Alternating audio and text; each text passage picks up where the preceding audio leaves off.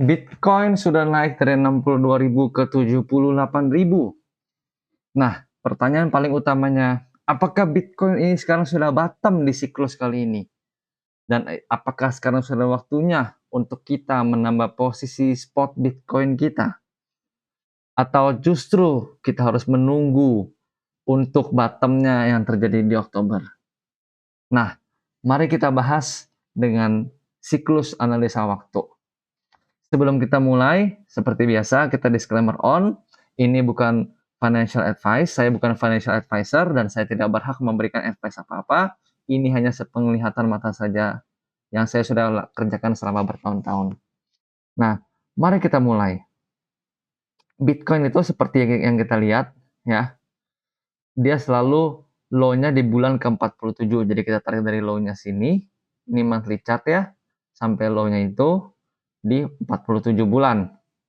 Jika kita tarik lagi dari low-nya ini di siklus di 2018, low-nya di $3.000, ke low-nya berikutnya itu di siklusnya di 2022 ketika Bitcoin FTX crash di 16.500, itu juga pas di 47 bulan. Jika kita mengambil kesimpulan seperti ini, dari FTX crash-nya itu di November 2022, 47 bulan itu ada di Oktober 2026 seperti saya sudah tulis. Nah, tapi seperti yang saya sudah gambarkan juga bahwa zona waktu dan harga beli itu bisa berubah, bisa maju atau mundur sekitar 2 atau ya 1 atau 2 bulan. Sehingga jika kita lihat Oktober ini, jika kita mundur 2 bulan kita mundur 2 bulan September, Oktober, September, Oktober mundur 1 ke September, September mundur 1 ke Agustus, dan Agustus mundur 1 lagi ke Juli. Jadi bisa dibilang Juli ini yang paling cepat, ya. Jadi apakah ini akan bottom di sini, which is itu masih bulan ke 40, bentar, 44, ya. Ini saya coret dulu, ya. Apakah 44 ini bottomnya? Kita kasih tanda tanya. Nah, ini secara secara monthly, ya. Saya sendiri prefer bottomnya itu terjadi di bulan ke-47 di bulan Oktober, oke. Itu yang bikin siklusnya jadi pas. Tapi terkadang market tidak memberikan apa yang saya mau. Saya mau apa belum tentu dikasih sama market. Oleh karena itu kita harus memperhatikan bulan ke-44 masuk akal nggak untuk sebagai bottom? Masuk akal sekali. Ya, jadi kalau teman-teman bilang, "Oh ya ini bulan ke Februari 2026 masuk akal nggak?" Tidak masuk akal. Ya, bulan ke-44 masuk akal. Jadi dari teori siklus analisa waktu bulan ke-44 meskipun ini di penghujung paling cepat, ini masih masuk akal untuk sebuah aset seperti Bitcoin bottom di sini. Nah, mari kita lihat secara weekly-nya. Ya. Secara weekly-nya kita bisa lihat 32, 31, 32 ya. Artinya dari ke sini butuh 31 minggu, dari low-nya sini ke low-nya sini butuh 32 minggu ya. Dan dari low-nya sini ke sini butuh sekitar 32 minggu. Jadi rata-rata memang 32 sampai 31 minggu ya. Kalau kita lihat dari siklus analisa waktu weekly, which is medium time frame juga, itu dari 32 ke sini, 32-nya bottom juga di sini ya. Di area 58.000. Jadi kalau misalnya kita lihat secara weekly, ini masuk ke minggu ke-7 atau minggu ke-8. Ya, jadi secara weekly ini masih early. Although kita masih belum berhasil menembus lower low-nya ini. Ya. Jadi selama kita masih bisa belum tembusnya ini di angka 83.000, jadi secara weekly masih belum benar-benar bullish. Tapi candle besar seperti ini, satu candle besar seperti ini itu sangat-sangat sangat-sangat powerful, oke? Nah, jadi secara monthly itu kita masih masuk akal untuk mengatakan 44 bulan itu bottom, secara weekly juga masih naik. Bagaimana secara daily? Secara daily ya, ini 44 bottom, mari kita aja. secara 32 juga weekly. Nah, secara harian juga sama. 77, 51, 68. Jika kita tambah 77 tambah 51 tambah 68 dibagi 3, kira-kira 65 hari. Bitcoin itu satu siklusnya. Jadi ini kita siklusnya agak panjang sedikit di 70, which is masuk akal sebab sempat 77 hari juga.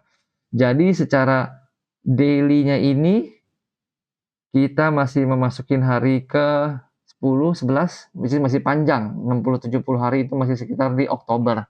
60 sekitar Oktober ini untuk sebuah siklus berikutnya. Oke. Jadi jika saya boleh catat secara monthly masuk akal untuk bottom di 44 bulan. Secara weekly itu masih early dari siklus weekly-nya. Secara daily ini masih hari ke-10, masih early juga, dan hari ke-10 sampai 11 lah, 10 sampai 12 ya, sekitar situ. Nah, 10 sampai 12 hari. Jadi masih early juga. Jadi dari siklus analisa waktu ini saya bisa menyimpulkan bahwa ada probabilitas di mana Bitcoin itu sudah bottom. Ya, ada probabilitas, which is meskipun saya tidak suka sebab saya tidak bisa membeli yang cukup banyak di bulan Oktober seperti yang saya sudah kepengen di bulan area saya beli di kotak ini di angka 44.000, ini agak rendah. Ya, di angka 50 sampai 40-an. Meskipun saya pengen beli di area sini, tapi ya belum tentu market memberi saya apa yang saya mau. Nah, jadi bagaimana dengan sentimen? Kita lihat satu lagi sentimen. Ketika Bitcoin ini naik dari level 62.000, 1, 2, 3, 4, 5, 5 candle yang 5 candle besar ini naik sekitar 27%. Ketika ini saya memperhatikan Twitter orang, saya memperhatikan news, saya memperhatikan grup-grup di WhatsApp, itu banyak sekali yang greed, dalam artian retail-retail juga pada FOMO. Ya, ini dikarenakan oleh news oleh Presiden Trump yang mengatakan kripto itu bagus dan sebagainya. Jadi sebenarnya secara greed ini tidak bagus kita untuk beli sekarang, ya. Jadi tapi kita tidak boleh mengabaikan, meskipun kita tahulah ketika ada fear kita harus beli, ketika ada greed kita jangan beli, itu benar. Tapi sebuah price action 5 hari berturut-turut naik 26% dan itu tidak koreksi, ya ini kita sudah 1, 2, 3, 4, 5, tidak koreksi malah tambah naik lagi ke 80.000, koreksi cuma 6%, 5% ini, itu kita sesuatu yang kita mesti notice, yang sesuatu yang tidak boleh kita abaikan sebagai position trader atau investor. Nah, jadi apa yang kita harus lakukan? Kalau saya boleh memberi saran, ini agak apa ya, susah ya. Jadi banyak, apakah saya ini saatnya untuk menambah posisi saya Bitcoin di 78.000, 80.000? Apakah saya sebaiknya tunggu di bawah 60.000 atau saya tunggu aja 50.000 di Oktober? Itu tidak ada satu jawaban pasti, tidak ada jawaban yang easy untuk itu, ya. Tapi yang saya bisa tangkap dengan teman-teman, kita bermain dari probabilitas. Apa itu probabilitas? Ya, kemungkinannya seperti apa. Jika saya boleh menyimpulkan, ya, ini daily-nya, sorry. Seperti ini ya teman-teman, weekly saja. Ya, di mana ini masih lower low ini, jika saya boleh buat, meskipun dengan price action yang seperti ini naik sebesar ini, ya, tidak menutup kemungkinan dia akan lanjut seperti ini. Dan kita akan ketinggalan, ya. Itu chance-nya ini mungkin kalau saya boleh kasih tahu itu mungkin sekitar 10%. Kecil lah, tapi ada chance-nya 10%. Ya. Kenapa seperti itu? Ya, kita tidak tahu nanti kalau tiba-tiba Trump nge-tweet apa lagi tentang kripto, itu ya kripto bisa naik-naik terus dan kita ketinggalan. Jadi kita dipaksa untuk FOMO buy. Ya, itu ada ya, tapi cuma 10%. Ya. Kemungkinan yang kedua yang saya bisa bilang, itu dia udah naik dari sini, dia akan naik lagi sedikit, lalu dia akan mulai koreksi, ya, sampai 60, ya 65-an lah. Lalu dari sini dia akan lanjut, sorry, jadi dari sini dia akan naik, lanjut dia turun dikit ke 74, 75, dia akan retest atasnya di 84, mancing orang FOMO biar buat orang higher high, lalu dia koreksi lagi dulu, baru dia akan pelan-pelan bikin base. Mungkin dia tidak make new low lagi, mungkin 60-an, baru nanti di 2027, 2028 dia mulai lagi 4-year cycle-nya seperti ini. Nah, ini chance yang kedua, ya. Chance yang ketiga, kita ganti warnanya dulu ya. Kita ganti chance-nya ini menjadi warna hijau. Oke. Nah, probability yang ketiga adalah sama, dia masih naik ke atas seperti ini. Oke. Tapi dia nggak kuat naik. Sebab apa? Sebab dia mancing retailnya untuk beli-beli terus. Padahal ini adalah sebuah permainan dari big player di mana dia ingin membuat low-nya itu nanti di Oktober. Ini sedikit salah saya di Januari ini. Baru nanti ketika dia udah low, baru dia buat base-nya untuk melanjutkan 4-year cycle-nya lagi. Ya, ini mungkin saya seperti ini. Oke, ini saya ganti warnanya dulu. Mungkin ini warna merah. Nah, jika dari tiga ini, jika saya boleh beli probabilitasnya, yang naik terus ini langsung ke atas ini, chance-nya 10%. Kecil sekali untuk dia bisa langsung pump seperti ini. Tapi kita tidak pernah tahu apa yang terjadi dengan market. Ya, chance yang kedua ini di mana ini harusnya bukan Januari ya, ini saya sedikit salah gambarnya, ini harusnya saya ulangi. Kita lama tambah turun. Ya, nanti dia akan low-nya di Oktober November mungkin sekitar 51.000, baru dia akan melanjutkan gambarnya seperti ini. Oke.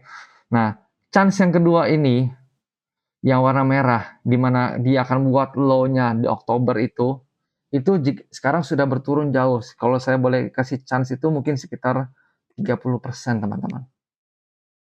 Ya. Jadi yang paling mungkin itu apa? Yang paling mungkin itu yang warna hijau ini, teman-teman. Ya. Warna hijau ini menurut saya chance-nya cukup paling besar, 60%. Ya. Jadi chance 60% paling banyak itu apa? Di mana saya expect Bitcoin itu naik dulu, naik sekali lagi.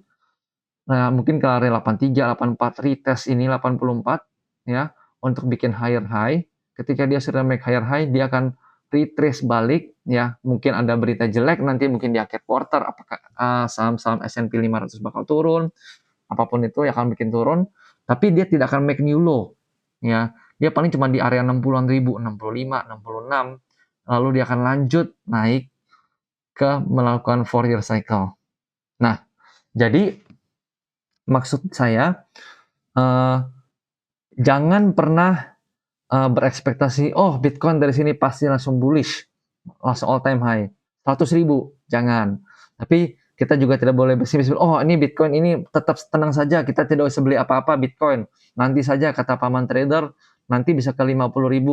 Kita harus mengubah ya pandangan kita jika market sudah bereaksi segini banyak, naik 27%, itu kita harus bereaksi.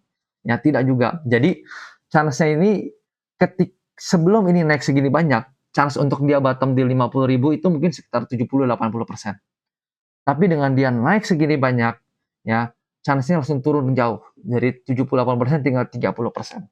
Ya, justru chance yang paling besar adalah dia akan nggak kemana-mana, sideways dulu. Dia akan balikin gain-nya ini sebagian, ya take profit sebagian, ya mungkin dia retest ke 60-an, 63, 64 ketika stock market turun, baru dia akan melanjutkan stock market. Melanjutkan 4-year cycle maksudnya. Oke. Nah, Jadi, itu saja kesimpulan yang saya ingin bahas di video kali ini. Jangan terlalu FOMO, nyamanlah dengan posisi yang kalian ada, ya. Intinya itu memposisikan diri sebagai position trader, harus puas dengan apa yang kita punya, ya.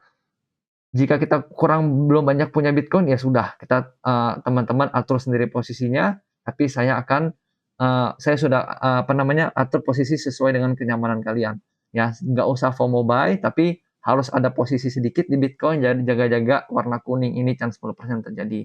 Saya sih tidak berharap 10% ini kejadian, sebab posisi saya juga belum beli banyak, saya berekspektasi turun di bottom 50.000 ini atau nanti, penurunan ke 65.000, nanti baru kita wait and see penurunan ini seperti apa, candle-nya seperti apa, dan kapan itu terjadi sesuai dengan siklus analisa waktu. Jika teman-teman suka dengan video seperti ini, please like dan subscribe. Jika ada aset lain yang ingin dibahas, please tulis di kolom komentar. Terima kasih sudah menonton.